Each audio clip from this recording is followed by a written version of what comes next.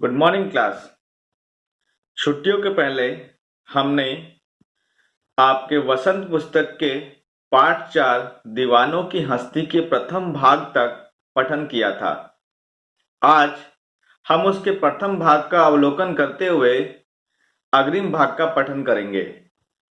दीवानों की हस्ती, हस्ती मतलब अस्तित्व, और दीवाना यहाँ हरफन मौला या मस्त मौला कहा गया है, जिसे इस दुनिया के किसी भी व्यक्ति से कोई मतलब नहीं है। ना ही उसे किसी चीज का लोभ होता है, ना ही किसी चीज का क्षोभ होता है। बस उसे अपने जीवन के राह पर आगे बढ़ने की एक होड़ होती है। होड़ अर्थात एक पागलपन होता है कि उसे अपने लक्ष्य को पाना है। इस बात के वो प्रेरित रहता है। आइए देखते हैं कवि क्या कहते हैं। हम दीवानों की हस्ती है आज यहाँ, कल वहां चले। अर्थात हम दीवानों का क्या लेना देना है, हम मस्त मौला लोगों का क्या लेना देना है। हम आज यहाँ हैं तो कल कहीं और चले। मस्ती का आलम साथ चला, और जहां भी चले वहां खुशी हंसी मजाक के साथ आगे बढ़ते रहें। हम धूल उड़ाते जहां चले, और हम जहां भी चलते हैं धूल को उड़ाते हुए अर्थात अपनी निशानियों को छोड़ते हुए चलते हैं। आए बनकर उल्लास अभी, आंसू बनकर बह चले।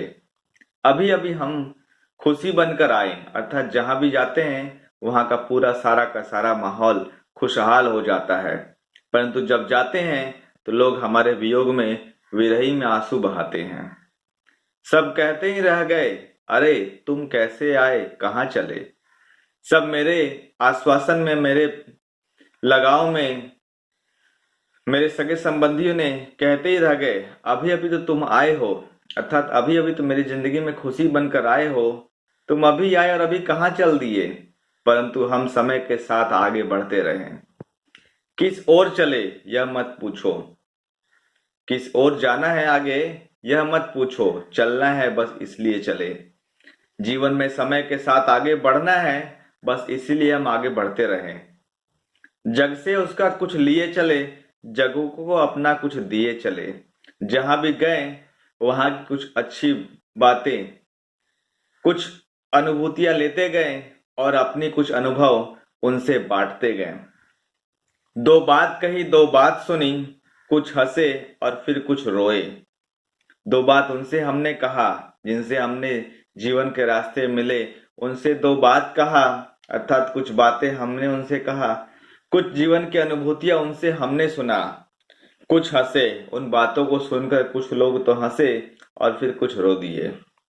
छककर सुख दुख के घूंटों को हम एक भाव से पिए चले।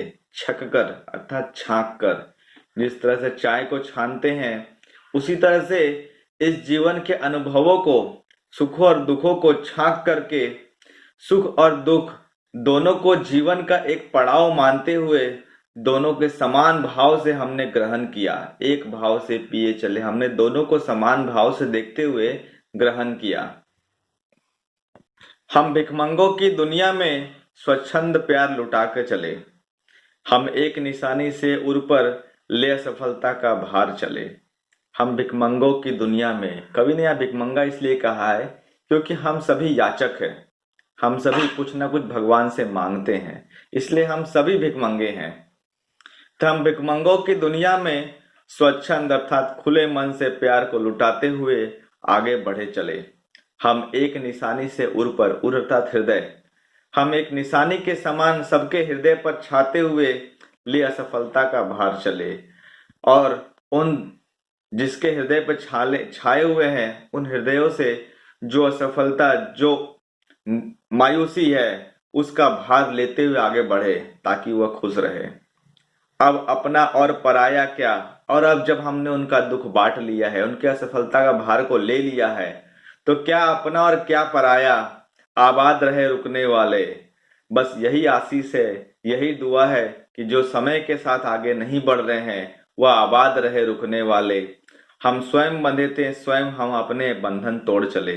हम स्वयं उन रिश्तों के साथ, उन अनुभवी व्यक्तियों के साथ बंधे थे, अर्थात उनके साथ आके मिले थे, और फिर स्वयं ही उनके मनोभावों को तोड़ते हुए आगे बढ़े, उनके साथ समय के साथ हम आगे बढ़े, उनके बंधनों के साथ तोड़ते हुए हम आगे बढ़े।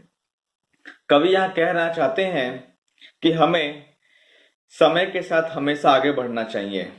जो रुक गया वो समझो मिट गया। वह जीवन में कभी भी कोई लक्ष्य को पा नहीं सकता। अतः हमें चाहिए कि हमें मोह माया को तोड़ करके जीवन के पथ पर हमेशा आगे बढ़ते रहना चाहिए। धन्यवाद।